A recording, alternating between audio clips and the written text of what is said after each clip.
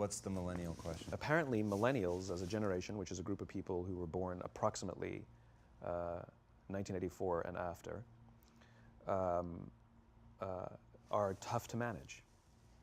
And they're accused of being entitled and narcissistic and self-interested, unfocused, lazy. But entitled is the big one. And because they confound leadership so much, what's happening is leaders are asking the millennials, what do you want? And millennials are saying, we want to work in a place with purpose, love that. We want to make an impact, whatever that means. We want free food and beanbags. And so somebody articulates some sort of purpose, there's lots of free food and there's beanbags, and yet for some reason, they're still not happy. And that's because they're missing, there's a missing piece. What I've learned is that I can break it down into 4 pieces, right? There are four things, 4 characteristics. One is parenting, the other one is technology, the third is impatience, and the fourth is environment. The generation that we call the millennials, too many of them grew up subject to, not my words, failed parenting strategies, where, for example, they were told that they were special all the time. They were told that they could have anything they want in life, just because they want it, right? They were told, some of them got into honors classes, not because they deserved it, but because their parents complained. And some of them got A's, not because they earned them, but because the teachers didn't want to deal with the parents. Some kids got participation medals. You got a medal for coming in last, right? Which the science we know is pretty clear, which is it devalues the medal and the reward for those who actually work hard, and it actually makes the person who comes in last feel embarrassed because they know they didn't deserve it, so it actually makes them feel worse, right? So you take this group of people, and they graduate school, and they get a job, and they're thrust into the real world, and in an instant, they find out they're not special, their moms can't get them a promotion, that you get nothing for coming in last, and by the way, you can't just have it because you want it. Right? And in an instant, their entire self-image is shattered. And so you have an entire generation that's growing up with lower self-esteem than previous generations. The other problem, to compound it, is we're growing up in a Facebook, Instagram world. In other words, we're good at putting filters on things. We're good at showing people that life is amazing even though I'm depressed, right? And so everybody sounds tough, and everybody sounds like they got it all figured out. And the reality is there's very little toughness, and most people don't have it figured out. And so when the more senior people say, well, what should we do? They sound like, this is what you got to do. And they have no clue, right? So you have an entire generation growing up with lower self-esteem than previous generations, right? Through no fault of their own, right? They were dealt a bad hand, right? Now let's add in technology. We know that engagement with social media and our cell phones releases a chemical called dopamine. That's why when you get a text, it feels good, right? So we've all had it where you're feeling a little bit down or feeling a bit lonely, and so you send out 10 texts to 10 friends, hi, hi, hi, hi, hi, because it feels good when you get a response, right? Right? It's why we count the likes. It's why we go back 10 times to see if my Instagram is growing slower. Did I do something wrong? Do they not like me anymore, right? The trauma for young kids to be unfriended, right? Because we know when you get a hit of dopamine, which feels good. It's why we like it. It's why we keep going back to it. Dopamine is the exact same chemical that makes us feel good when we smoke, when we drink, and when we gamble. In other words, it's highly, highly addictive. Right? We have age restrictions on smoking, gambling, and alcohol, and we have no age restrictions on social media and cell phones, which is the equivalent of opening up the liquor cabinet and saying to our teenagers, hey, by the way, this adolescence thing, if it gets you down. But that's basically what's happening. That's basically what's happening, right? That's basically what happened. You have an entire generation that has access to an addictive, numbing chemical called dopamine through social media and cell phones as they're going through the high stress of adolescence. Why is this important? Almost every alcoholic discovered alcohol when they were teenagers. When we're very, very young, the only approval we need is the approval of our parents. And as we go through adolescence, we make this transition where we now need the approval of our peers. Very frustrating for our parents, very important for us. It allows us to acculturate outside of our immediate families into the broader tribe. right? It's a highly, highly stressful and anxious period of our lives, and we're supposed to learn to rely on our friends. Some people, quite by accident, discover alcohol and numbing effects of dopamine to help them cope with the stresses and anxieties of adolescence. Unfortunately, that becomes hardwired in their brains, and for the rest of their lives, when they suffer significant stress, they will not turn to a person, they will turn to the bottle. Social stress, financial stress, career stress, that's pretty much the primary reasons why an alcoholic drinks, right? What's happening is because we're allowing unfettered access to these dopamine-producing devices and media, basically it's becoming hardwired, and what we're seeing is as they grow older, too many kids don't know how to form deep, meaningful relationships. Their words, not mine. They will admit that many of their friendships are superficial. They will admit that their friends, that they don't count on their friends, they don't rely on their friends, they have fun with their friends, but they also know that their friends will cancel on them if something better comes along.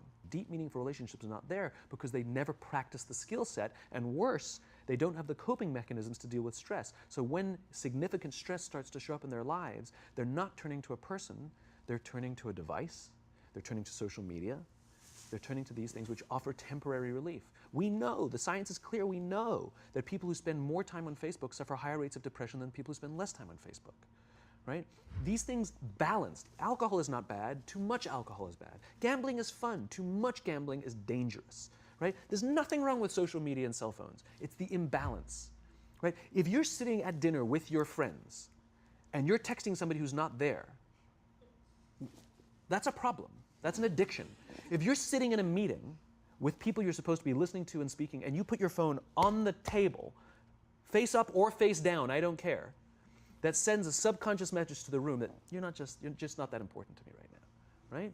That's what happens. And the fact that you cannot put it away is because you are addicted, right? If you wake up and you check your phone before you say good morning to your girlfriend, boyfriend, or spouse, you have an addiction. And like all addiction, in time, it'll destroy relationships, it'll cost time, and it'll cost money, and it'll make your life worse, right? So you have a generation growing up with lower self-esteem that doesn't have the coping mechanisms to deal with stress, right? Now you add in the sense of impatience, right? They've grown up in a world of instant gratification.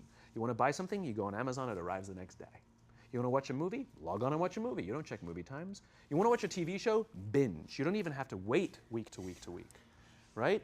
I know people who skip seasons just so they can binge at the end of the season, right? Instant gratification. You want to go on a date, you don't even have to learn how to be like, hey. You don't even have to learn and practice that skill. You don't have to be the uncomfortable one who says yes when you mean no and says no when you mean no and yes when you... You don't have to swipe right. Bang, I'm a stud. Right? You don't have to learn the social coping mechanisms, right? Everything you want, you can have instantaneously. Everything you want, instant gratification, except job satisfaction and strength of relationships. There ain't no app for that. They are slow, meandering, uncomfortable, messy processes. And so I keep meeting these wonderful, fantastic, idealistic, hardworking, smart kids. They've just graduated school. They're in their entry-level job. I sit down with them and I go, how's it going? They go, I think I'm going to quit. I'm like, why? They're like, I'm not making an impact. I'm like, you've been here 8 months. You know? It's as if they're standing at the foot of a mountain and they have this abstract concept called impact that they want to have in the world, which is the summit. What they don't see is the mountain. I don't care if you go up the mountain quickly or slowly, but there's still a mountain. And so what this young generation needs to learn is patience. That some things that really, really matter, like love, or job fulfillment, joy, love of life, self-confidence, a skill set, any of these things, all of these things take time. Sometimes you can expedite pieces of it, but the overall journey is arduous and long and difficult. And if you don't ask for help and learn that skill set, you will fall off the mountain, or you will, the worst case scenario, and we're already seeing it, the worst case scenario is we're seeing an increase in suicide rates, we're seeing an increase in this generation, we're seeing an increase in accidental deaths due to drug overdoses, we're seeing more and more kids drop out of school or take leaves of absence due to depression, unheard of. These are all, this is really bad. The best case scenario, those are all bad cases, right? The best case scenario is you'll have an entire population growing up and going through life and just never really finding joy. They'll never really find deep fulfillment in work or in life. They'll just waft through life and it'll be just, it's fine. How's your job? It's fine. The same as yesterday. How's your relationship? It's fine. Like that's the best case scenario, which leads me to the fourth point, which is environment, which is we're taking this amazing group of young, fantastic kids who were just dealt a bad hand. It's no fault of their own. And we put them in corporate environments that care more about the numbers than they do about the kids. They care more about the short-term gains than the long-term life of this young human being. We care more about the year than the lifetime, right? And so we are putting them in corporate environments that aren't helping them build their confidence, that aren't helping them learn the skills of cooperation, that aren't helping them overcome the challenges of a digital world and finding more balance, that isn't helping them overcome the need to have instant gratification and teach them the joys and impact and the fulfillment you get from working hard on something for a long time that cannot be done in a month or even in a year. And so we're thrusting to them in corporate environments, and the worst part about it is they think it's them. They blame themselves. They think it's them who can't deal. And so it makes it all worse. It's not. I'm here to tell them it's not them. It's the corporations. It's the corporate environments. It's the total lack of good leadership in our world today that is making them feel the way they do. They were dealt a bad hand, and I hate to say it, but it's the company's responsibility. Sucks to be you, like we have no choice, right? This is what we got, and I wish that society and their parents did a better job. They didn't. So we're getting them in our companies, and we now have to pick up the slack. We have to work extra hard to figure out the ways that we build their confidence. We have to work extra hard to find ways to teach them the social skills that they're missing out on. There should be no cell phones in conference rooms. None. Zero. And I don't mean the kind of like sitting outside waiting to text. I mean like when you're sitting and waiting for a meeting to start, this is what we all do. We all sit here and wait for the meeting to start. Meeting starting? Okay. And we start the meeting. No, that's not how relationships are formed. Remember we talked about it's the little things? Relationships are formed this way. We're waiting for a meeting to start and we go, how's your dad? I heard he was in the hospital. Oh, he's really good. Thanks for asking. He's actually at home now. Oh, I'm really glad. That was really amazing. I know, it was really scary for a while. That's how you form relationships. Hey, did you ever get that report done? Oh my God, no, I didn't. I'll help you out. Can I help you out with that? Really? That's how trust forms. Trust doesn't form at an event in a day. Even bad times don't form trust immediately. It's the slow, steady consistency. And we have to create mechanisms where we allow for those little innocuous interactions to happen. But when we allow cell phones in conference rooms, we just, okay, have the meeting. And then my favorite is like when there's a cell phone there and you go like this, you go. It rings and you go. I'm not going to answer that. Like, Mr. Magnanimous, you know?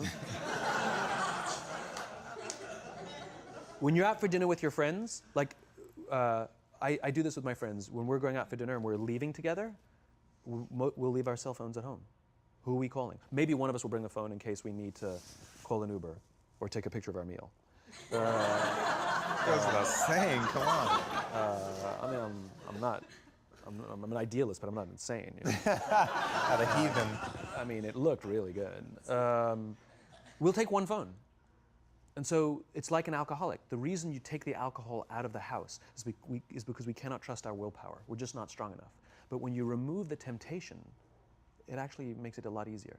And so when you just say, don't check your phone, people literally will go like this. And somebody will go to the bathroom, and what's the first thing we do? Grab the phone. Because I wouldn't want to look around the restaurant for a minute and a half, you know? But if you don't have the phone, you just kind of enjoy the world.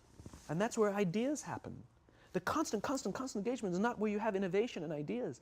Ideas happen when our minds wander and we go, and you see something, I bet they could do that. That's called innovation, right? But we're taking away all those little moments, right? You should not, and none of us should charge our phones by our beds. We should be charging our phones in the living rooms, right? Remove the temptation. You wake up in the middle of the night because you can't sleep, you won't check your phone, which makes it worse. But if it's in the living room, it's relaxed, it's fine. But it's my alarm clock. Buy an alarm clock. They cost $8, right? I'll buy you an alarm, right? But the point is we now, in industry, whether we like it or not, we don't get a choice. We now have a responsibility to make up the shortfall and to help this amazing, idealistic, fantastic generation build their confidence, learn patience, learn the social skills, find a better balance between life and technology. Because, quite frankly, it's the right thing to do. Simon, thank you so much pleasure. for coming on. My pleasure. Thanks for having me. Thank you for coming. That was incredible. Absolutely amazing. Where can they find you? It's ironic, isn't it? Well, you can find me on social media. When you're not in the meeting. So yeah, I'm in all the usual places.